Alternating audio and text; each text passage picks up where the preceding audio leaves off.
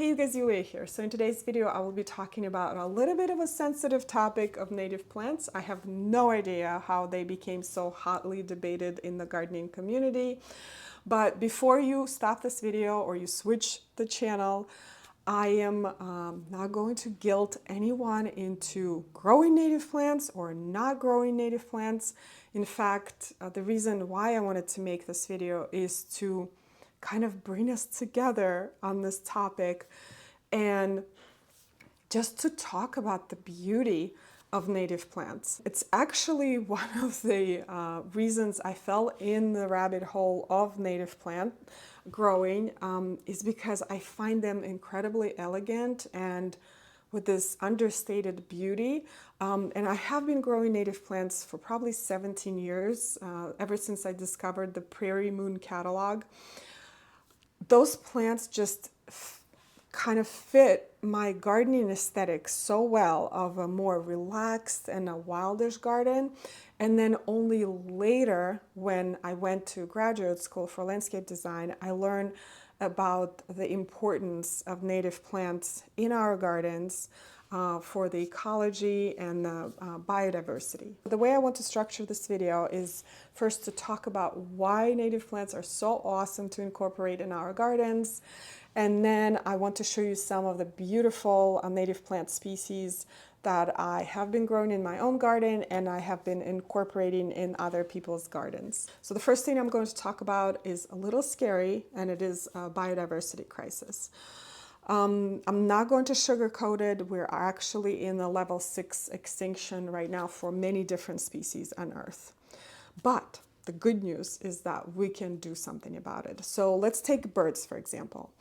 We lost almost 3 billion birds since 1970s. And yes, there are other causes of bird loss like window collisions, night light exposure, pesticides, insecticides.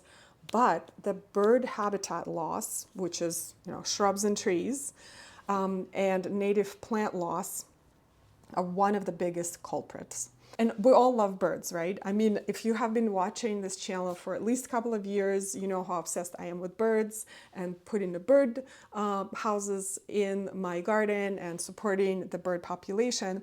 But the thing that people are a little bit confused about birds is that they think that they eat seeds exclusively. But the birds, actually, majority of American birds eat insects, and they need an enormous amount of insects, especially when they're raising their young. So when I got one of my bird houses, we had a house wren move in and make a nest in there, and when their babies hatched, I placed my phone in front of the birdhouse and I recorded it for about an hour. And the parents, both parents raised the clutch, we're bringing food to them every 10 minutes. That is enormous amount of insects. But here's the catch. Most of the insects are actually specialists, which means that they can only eat plants that they co-evolved with, native plants. So no native plants, no insects, no birds. Think of it like going into a grocery store. Yes, there's food, there's plenty of food, but none of it you can eat. And a good example of an insect that is highly specialized is monarch butterfly. So monarch butterfly caterpillars can only eat milkweed plants. So no milkweeds, no monarch butterflies. And remember that we're trying to support the entire life cycle of an insect.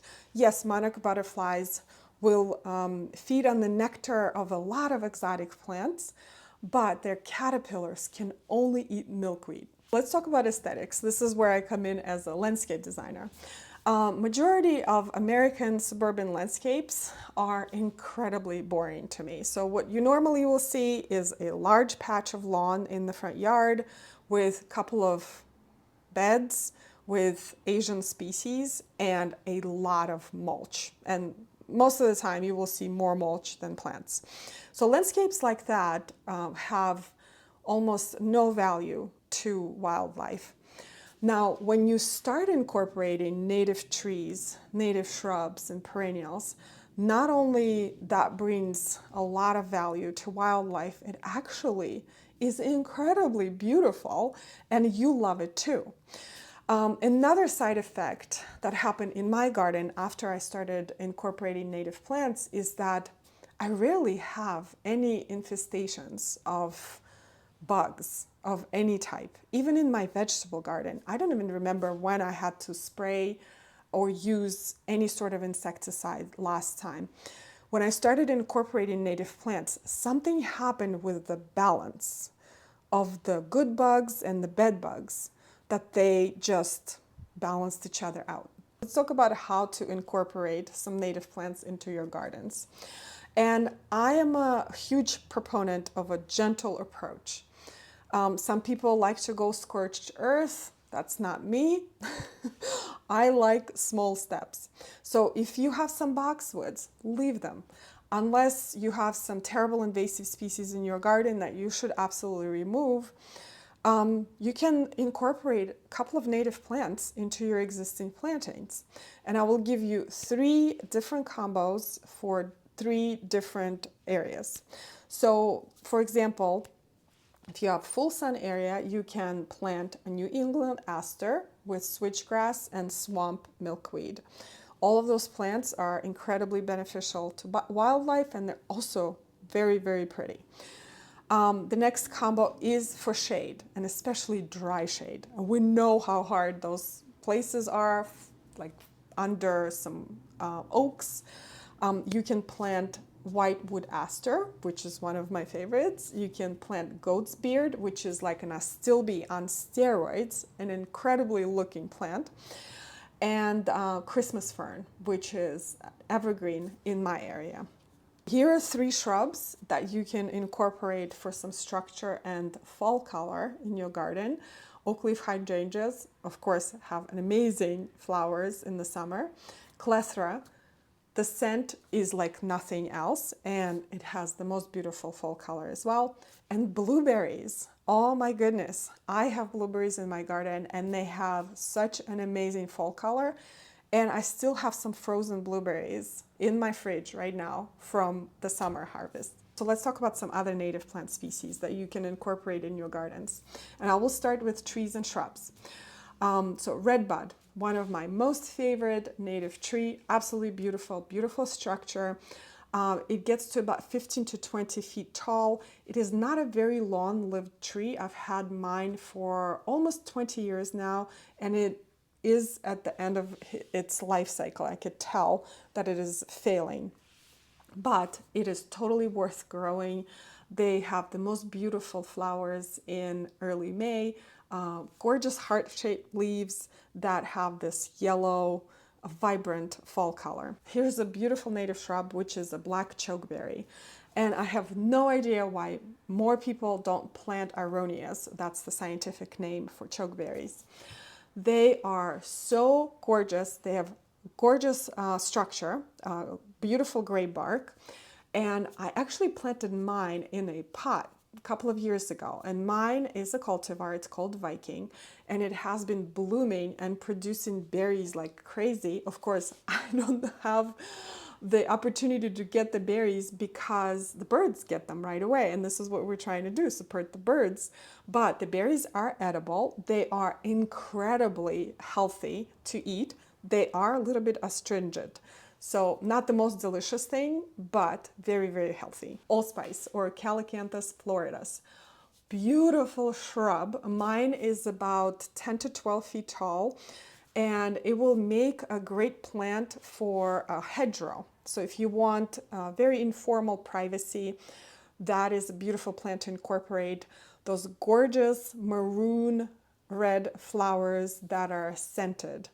And the leaves that are very large, if you crush them, they also have a very specific kind of a spicy scent. Arrowwood viburnum, or Viburnum dentatum. Now in my book, viburnums are the answer to everything. So if I have a site that I need to design at the client's yard that is very difficult, it's either shade or part shade, or the soil is terrible, there's a lot of root competition, viburnums are my answer. And this is a great one. It has beautiful structure, beautiful fall color, and it has these blueberries that it sets at the end of the summer that birds absolutely love. Let's talk about a couple of native perennials, and I'll start with native columbine or Ecological canadensis. They have the most delicate flowers, and I love columbines of all sorts, but these are these woodland creatures that bloom around Maytime in my area. And they have this foliage that resembles maidenhair fern, which is very delicate. However, these are deer and rabbit resistant. And if you're struggling with deer or rabbits in your area, this is a beautiful little plant that you can plant in your shade garden. Dutchman's breeches or Dicentra cucularia. These are adorable little native ephemerals, and I love them because you can incorporate them in the existing shade gardens with existing perennials, and they kind of play a role of a bulb, I guess, because after they're done blooming, they disappear and reappear again the following spring. Now they do prefer a little bit more of a humusy rich soil. You can add some compost wherever you plant them, but they are deer and rabbit resistant, which again is super helpful. Another beautiful shade loving plant is Phlox divaricata or woodland phlox. I love this plant because usually when we think about phlox, we think about the garden phlox, right? The taller ones that really prefer sunny locations, but these live in more of the woodland areas, and they can create this incredibly beautiful carpet of flowers sometime in May, and they are loved by pollinators and bees. Unfortunately, they are not deer resistant. You probably would be surprised that I mentioned this plant, zigzag goldenrod, but goldenrods are actually some of the most beneficial plants to insects. However, the regular goldenrod, we all know, spreads like wildfire. I would never recommend anyone planting it in their garden unless they have acres and acres of land. But the zigzag goldenrod is well behaved. It forms small colonies, and it is shade tolerant. So you can plant it into your shade garden. And a lot of people struggle with what can I plant that blooms in the shady areas. So zigzag goldenrod is a good choice. Maidenhair fern, probably one of my most favorite ferns out there. It is so delicate looking that you would not even think that this thing can survive outside. But it is an incredibly tough plant. In my garden, it actually grows in a dry shade area, and I never have to water it. The one thing about this fern is that it's very slow growing. So I had mine for over 10 years, and it's still about this size. So if you want to establish a drift of maidenhair fern, make sure that you get a number of plants and plant them thickly to have that beautiful effect. Let's talk about some native perennials for sunny areas. So Blue Star or Amsonia tabernae montana is one of my favorites. It's such a beautiful plant, those pale blue flowers in Maytime, and it has kind of like a willow leaf-like foliage, and then fall color. My goodness. I think all Amsonias have this amazing fall color. Bonus, deer and rabbit resistant. Joe Pye weed or Eutrichum species. It used to be Eupatorium and now they switched it to Eutrichum. I do not know why taxonomists torture us with these name changes, but it is what it is. So Joe Pye weed is my other super favorite plant. Just so graceful, beautiful, those striking flowers in the middle of the summer that are loved by pollinators like nothing else. I always see butterflies, tons of bees and wasps on it. It's just incredible. And another value that I found in this plant is that I cut them about 2 feet off the ground for the winter. So I leave the stems standing, and a lot of critters, like the insects, they actually build their winter nests in those cavities, which is very, very helpful. Flowering spurge or Euphorbia corulata. Beautiful plant. It has a baby's breath like flowers, just covered with those flowers. And I have to be honest with you, I do not have luck growing this plant. and I have been trying for a few years. Now this plant prefers super dry, very poor, very sunny locations. And I have been planting it everywhere in my garden, but the locations just have not been right. But I think I'm going to try again this year, and I'm going to plant it in the devil strip, which is the closest to what these plants like. They are absolutely fabulous with those little dainty white flowers, just the style that I like in the garden, and also bunny and deer resistant. Narrowleaf mountain mint, or Pycnianthemum tenuifolium.